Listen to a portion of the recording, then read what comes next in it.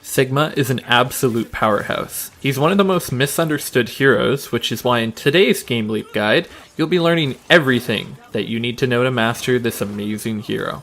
My name is Agonius, I'm a multi-season Grandmaster player, and I can't wait to show you all the neat tips and tricks that you can abuse on Sigma in order to climb the ranks fast. Visit our website GameLeap.com for hundreds of guides organized into courses helping you learn every hero from Genji and Hanzo to Sombra and much, much more. We have a special 25% discount for you today. Click on the link to get your full membership today for just a few dollars. See you on the inside. For starters, Experimental Barrier is an extremely flexible tool.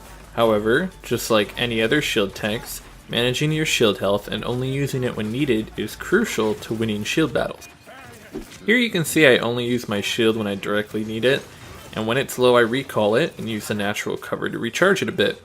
This way, you'll be able to hold points a lot longer and easier, making it extremely difficult for the enemy team to make any progress. If the enemy team has a Sigma, it's only really a matter of who can sustain their shield the longest. Another thing to avoid with his Experimental Barrier as well are placing what I call dead shields.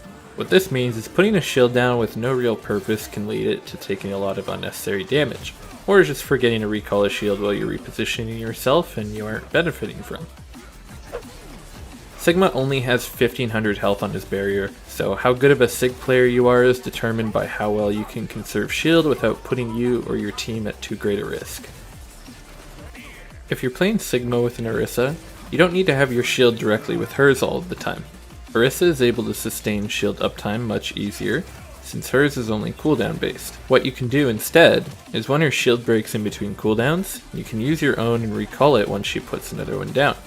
On top of that, you can also use your shield to break the line of sight of enemy supports while her shield is up, or even place it to block the line of sight of Widowmaker or Hanzo. Your shield can also be recalled and deployed almost instantly, so use this reactively to block ultimates like McCree's Deadeye.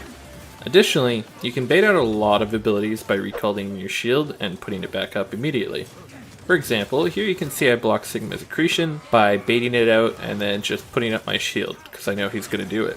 With Zarya, I see a lot of players use Kinetic Grasp when they get bubbled by Zarya, which doesn't really benefit either of you. Try to use your Kinetic Grasp after your Zarya has already exhausted her projected barrier if you need to. When your Zarya calls out a bubble or bubbles you, make sure to drop your shield as fast as possible and immediately put it back up after the effect ends. This way you can get your Zarya some charge all while still maintaining your shield uptime. Make sure to play carefully when using Gravitic Flux, since you can still be stunned or killed and cancel it at the start of the cast. However, as soon as you lift them up with your ultimate, even if you do get stunned or killed out of it, the effect will still persist without you.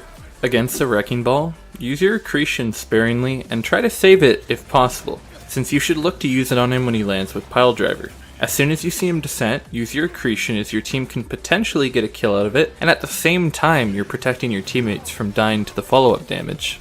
On top of that, if you need to clear Wrecking Ball's mines, you can just push your shield through them. With Pirate Ship, you should still always run an Orisa. Although Sigma is a shield tank, unlike Rein and Orisa, his shield remains stationary even if the payload moves. Instead, you can play Sigma more like an off-tank with an Orisa protecting the Bastion on the payload. Additionally, you can use Sigma's shield to protect the Bastion in between of Orisa's shields. Since you have so much flexibility with your shield, don't be afraid to create space aggressively with it. Move your shield in the direction you're moving to create space aggressively, or retreat with your team safely. Against an Orisa Roadhog, you can actually block Hog's Hook with Kinetic Grasp when you get halted into the air, so be sure to save it to waste their pulled pork combo.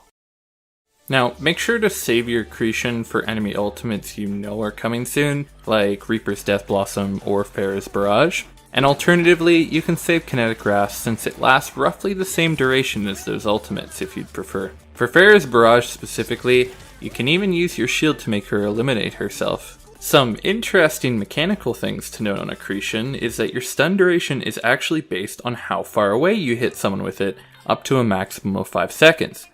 And on top of that, you can knock a Bastion out of his turret mode or Wrecking Ball out of his roll with it, since it applies a knockdown effect instead of a stun. Also, fun fact, if you use Graphitic Flux on top of the point after overtime has been running long enough, you can actually forcefully raise enemies above the point's range and either capture it or burn out the overtime wick.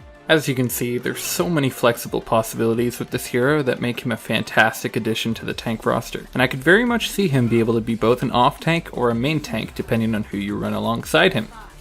On this game of Junkertown on Attack, I run Sigma along Orisa, where I put several tips discussed into practice. Starting off, to make sure my Bastion gets on point, I put my shield out until Orisa can set hers down.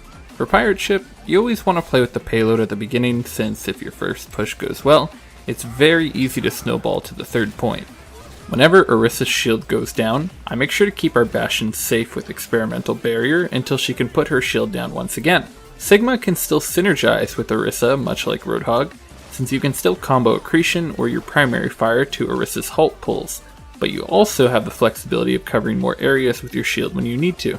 Despite his shield being relatively weak against Bastion, the rest of Sigma's kit is actually really strong against him, since you can absorb his fire with Kinetic Grasp, and take him out of turret mode with Accretion. And, on top of that, your ultimate is just as effective as a Graviton Surge on a grouped up Bastion bunker. Since the payload is safe for now, I elect to push up a bit and hold the line aggressively to deny the enemy team space to position themselves to deal with our Bastion. Giving Bastion as much breathing room and damage assistance as possible will lead to our team taking an extremely easy point 2 with over 7 minutes remaining. For a section like these where there's a lot of distance out of the range of my primary fire, I push up using natural cover with my barrier. In this situation, I use my ultimate on top of that to create as much space as possible for my team. At this point in the VOD, I play extremely aggressively since I have Kinetic Grasp off cooldown and my shield is nearly full health, so if I needed to, I could escape safely. Sigma thrives in small corridors where it's easy to guarantee damage on your target. So since I still have Kinetic Grasp, I continue to play aggressively and make it as difficult as possible for the enemy team to exit the spawn room. Since I just use Accretion here, the Bastion goes into turret mode since I don't have the tool to knock him out of it off cooldown. I immediately deny him any kind of meaningful damage, and I already have my ultimate built again in just 30 seconds. As the payload is getting extremely close to the end, I commit my Graph Flux and finish off the fight to secure victory for our team.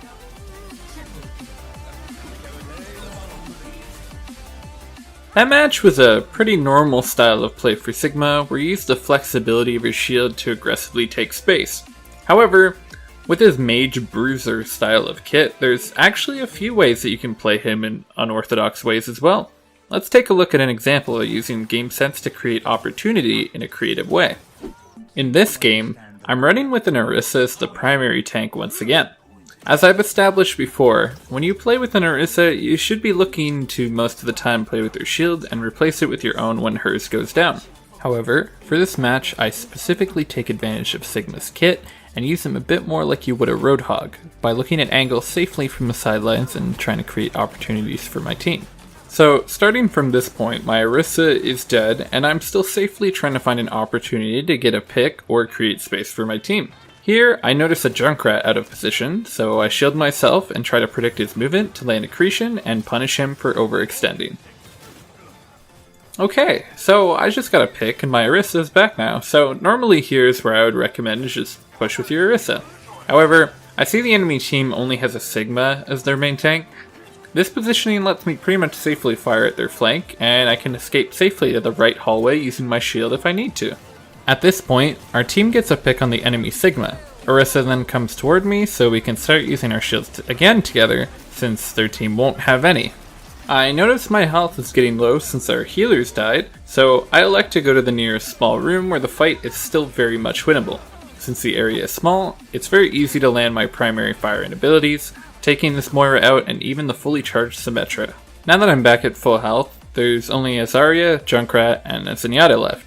Zarya was out of position from chasing our team and is the biggest threat still alive. Since I see she's almost at half health, I use my ult to eliminate her before she can get to the safety of the Sigma shield. With Zarya eliminated and my teammates coming back from spawn, we can clean up the point and capture it safely. For the rest of the match, I played with our Orisa and swapped shields, but we were still only able to make 33% in capture progress on the point until our very last fight.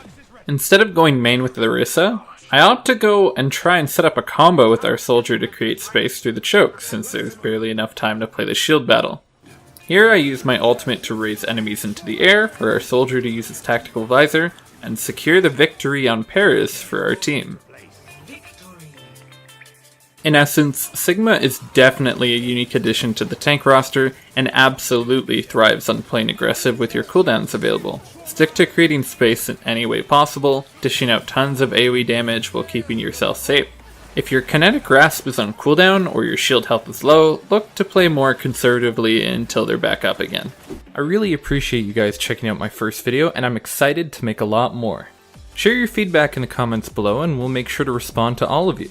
Visit our website GameLeet.com for hundreds of guides organized into courses helping you learn every hero from Genji and Hanzo to Sombra and much more. We have a special 25% discount for you today. Click on the link right here to get your full membership today for just a few dollars. See you on the inside.